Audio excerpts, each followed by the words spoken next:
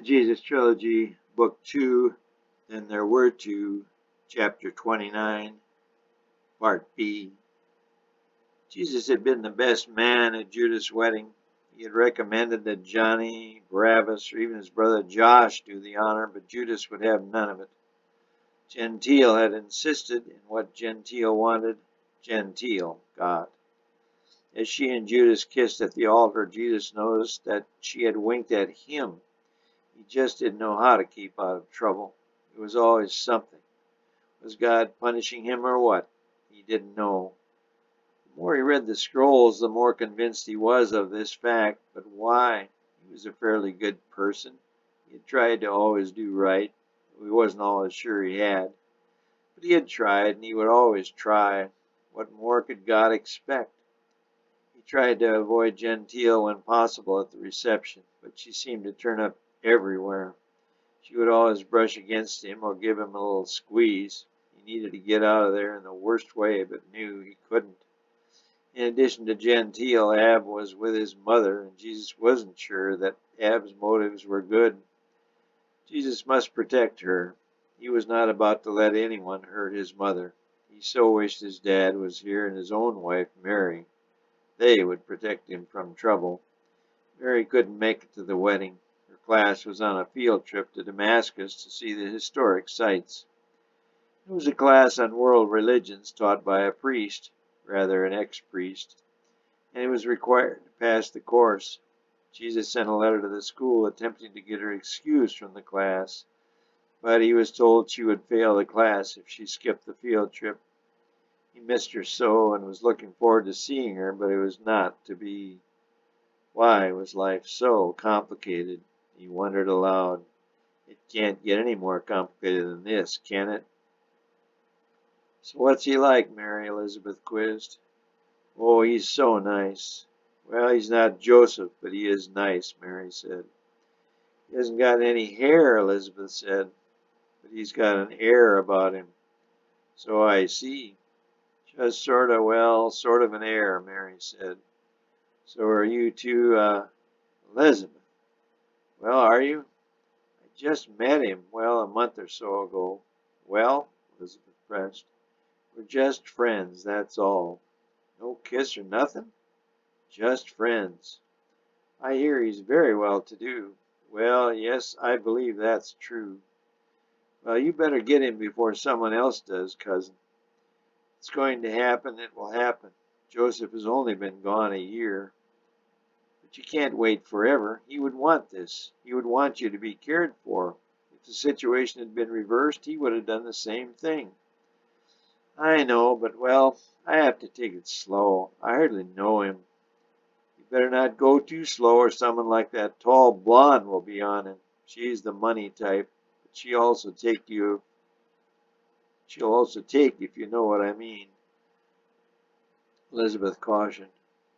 I know, but if it is to be, it will be. I just don't know. Maybe Gabe will come and help me out again. I haven't seen that guy since Daddy died. Wish I was 10 years younger, or better yet, 30 years younger. I'd give that blonde a run for the money.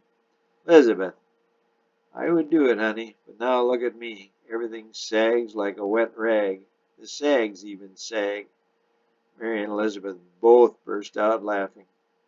Wonder where that blonde went. She may have the body, but I got the brains, Mary said with uncharacteristic impertinence. More laughter came. Gentile had been standing near the two, and she now joined the conversation. Who are you talking about, Mary? She was still in her stunning white wedding gown. There was a little cake frosting on her upper chest. That blonde, honey, all body, no brains. Have you seen her? I saw her a while ago with Johnny. She said she had to work on his knee. I'll bet, Elizabeth said. I know what she wants, but Johnny's strong, and he's just madly in love with little Diane. As the words fell from her lips, even Elizabeth wasn't sure she believed them. Gentile sat at the little white table, crossed her legs, and said, You have a wonderful son, Mary. He is the best. All the girls wanted him, but Mary got him. She is so lucky. If she hadn't gotten lucky, I would have snapped him up in a minute. Mary was taken aback, but said nothing. Elizabeth was not the least bit surprised. Honey, he's a very special man, but so is Judas, Johnny, Barabbas. Just think, you're one of the 4 luckiest girls in all Nazareth.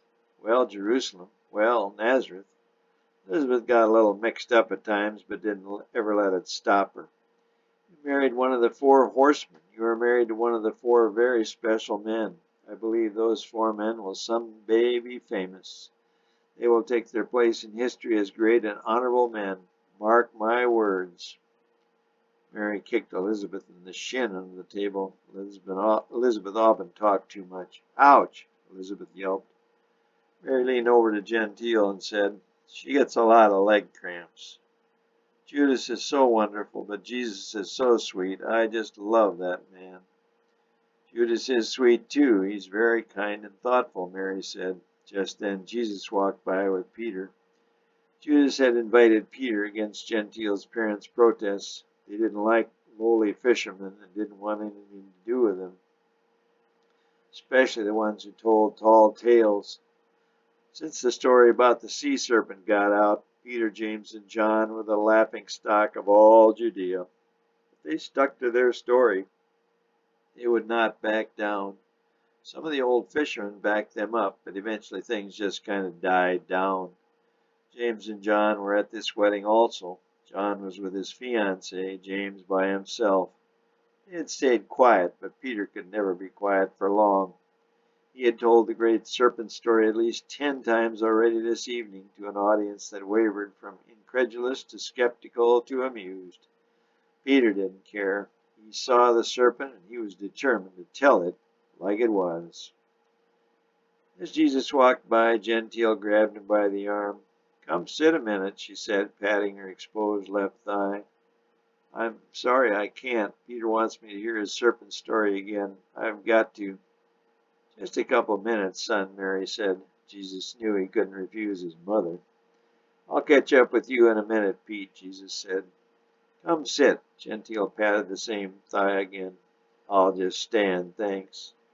No, here, baby, sit here. She stood, pushed him down in the chair, and then sat on his left thigh. Can't argue with your mother, can you, sonny? Elizabeth piped up. No, I guess I... Gentile says she would have married you if Mary hadn't, Mary said. That could have happened, I suppose, but life always works out now and everyone is happy. That's true, son, Mary said, eyeing him. There is love for everyone. Yes, mother, I'm sure there is, but we must make sure we have the right one. He and Mary had discussed Ab several times. Jesus was adamantly opposed to Ab and Mary's relationship. He didn't see how his mother could love any other man than his father Joseph. Her counter was that she still loved Joseph, his father, but she believed a person could love 2 people, though in varying degrees. She had heard the term somewhere, love the one you're with. Jesus wasn't so sure he had told her so. Jesus' wife Mary had stayed neutral on the subject. All knew there would be more discussion on the subject. But Jesus didn't want to continue that debate now. But his mother Mary did. She realized Elizabeth and Gentile could possibly help sway his opinion. She didn't notice the newlywed had both her arms wrapped around her happily married son, but her son did. He had no idea how, but he had to get away, and soon. She's right, you know. People can love 2 people. It's what you do with them that counts. Again, Jesus was not sure on this point. But Gentile pressed her point. I love both Judas and Jesus. The others nodded in the affirmative. Of course you do, dear. We all do, Mary said, warming to the help she was now getting. But since Jesus is taken, I will spend most of my time with Judas. Right, baby? She looked Jesus right in the eye as she spoke and squirmed on his lap for effect. Yeah, Jesus. Gentile said if you and Mary weren't married, she and Judas weren't married, then you and her could be married. It's the same thing with me and Dad. I get very lonesome and need love too. She meant to say companionship, but love came out, and she knew in her heart the latter was closer to the truth. Jesus rolled his eyes. He would not win this argument, though he would keep trying. His father Joseph had told him that women were far more powerful than men could ever hope to be. "Just look at Eve," he had said. "She took the whole world down the primrose path." Ever since his father died, he was amazed at how wise his father had been. He missed him so much. If only he was here to talk to again. He regretted so much not talking more to his father and asking him for more advice. But that was not going to help him now. He somehow had to get out from under Gentile and these women. With his mother winning the verbal argument, Elizabeth in full support, and Gentile working diligently to arouse him against his wishes, he could see no way out. All he could think of was to pray. "Dear Father," he said silently, but before he could say any more, Judas inadvertently came by and saved him. "Gentile, honey, the carriage is waiting. We need to go." Judas had changed into an evening suit. It was black with coral pinstripes. Gentile was still in her wedding gown. "I gotta change first. First, I've got all the stuff in the carriage. Just another 10 minutes. We're having such a stimulating conversation." "Gotta go, hon. Kiss my best man goodnight, sweetie. I'll loan you to him now and then when I'm working and Mary is away at school." Jesus rolled his eyes again and thought, "Why me?" "Gotta go, babe," she said, and leaned over and kissed him long and full on the lips. She tried to ease her tongue into his mouth, but he clenched his teeth. Only he was embarrassed. Everyone else was having a great time. "See you next week," she whispered in his ear. He hoped the week ahead would never end. Judas and Gentile would be on a Nile River cruise for the next week. He must talk to Judas and end this problem when the honeymooners returned. But his fear was that Judas wouldn't listen or take him seriously, and things would only get worse. He would pray harder, but he wasn't sure his prayers were getting through. After the happy couple left, Jesus quickly slid his chair close to the table to avoid further embarrassment. Why, oh why, was his father taken from him? He hadn't a clue.